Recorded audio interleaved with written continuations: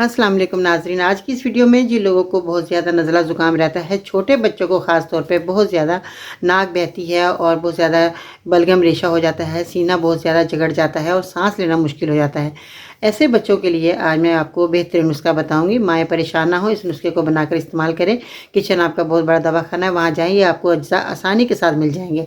अगर बच्चे का नाक बह रहा है, जब भी ये मेरा नुस्खा फ़ायदा देगा। अगर बच्चे का नाक बहुत ज़्यादा बंद है और बलगम रेशा जो है सीने के अंदर बहुत ज़्यादा जम गया है, तो ये मेरा नुस्खा बेफिक्र आप इस्तेमाल करवा सकते हैं। जिसमें आपने बड़ी इलायची का इस्तेमाल करना है। बड़ी इलायची आपके किचन के अंदर मौजूद है, जाएँ वहाँ पर आपने 2 ये इस तरह के पीस ले लेने। इसके दाने आप निकालें और इसको पहले आपने तवे पर अच्छे तरीके से जला लेना है। जब ये देखें कि अच्छे तरीके से दाने जल गए हैं, तो फिर आपने इसको ठंडा करके वैसे ही अखबार पर या कागज़ पर आप इसको डालकर पीस लें। जब ये पीस लें तो इसके अंदर आपने शहद मिलाना है, जो कि शहद आपका खालिश होना बहुत ज़रूरी है।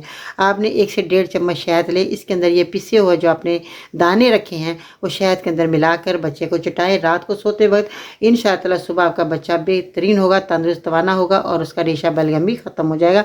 आपने 1 हफ़्ता लगातार इसी तरह मेरे नुस्खे को इस्तेमाल करवाना है। इंशाअल्लाह बच्चे का मसला हल हो जाएगा घर बैठे ही। और छोटा सा आपको मैं परहेज़ ज़रूर बताऊँगी। बाज़ लोग जो सर्दी के अंदर भी बच्चों को आइसक्रीम खिला देते हैं, तो आपने आइसक्रीम का इस्तेमाल नहीं करना, चावल का इस्तेमाल नहीं करवाना मरीज़ को और ठंडी हुई चीज़ों का इस्तेमाल नहीं कराना। ठीक है जी, आप ये मेरा नुस्खा इस्तेमाल करवाएं। इंशाअल्लाह मुझे उम्मीद है कि कुछ ही दिनों के बाद आपका बच्चा सेहतमंद हो जाएगा, बलगम रेशा ख़त्म हो जाएगा। अगर बहुत ज़्यादा 15 से 20 साल के बच्चे हैं, आप उनको भी क्वांटिटी बढ़ाकर दे सकते हैं। तो इंशाअल्लाह ताला मुझे उम्मीद है कि आप लोगों की तरफ से बहुत अच्छा फीडबैक मिलेगा। मेरी वीडियो के नीचे आपने कमेंट्स करना है कि आपको मेरा नुस्खा फ़ायदा दिया या नहीं दिया, ये भी आप बताएं। और अगर कोई सवालात है और या कोई बीमार है घर के अंदर, दवाई हासिल करना चाहते हैं, तो आप दिए नंबर पर कॉल कर सकते हैं। इंशाअल्लाह ताला हम आपको घर बैठे ही दवाई भी TCS के ज़रिए भेज देंगे। आज के लिए इतना ही। आज की खूबसूरत अल्फाजों के बाद हम आपसे इजाज़त चाहेंगे।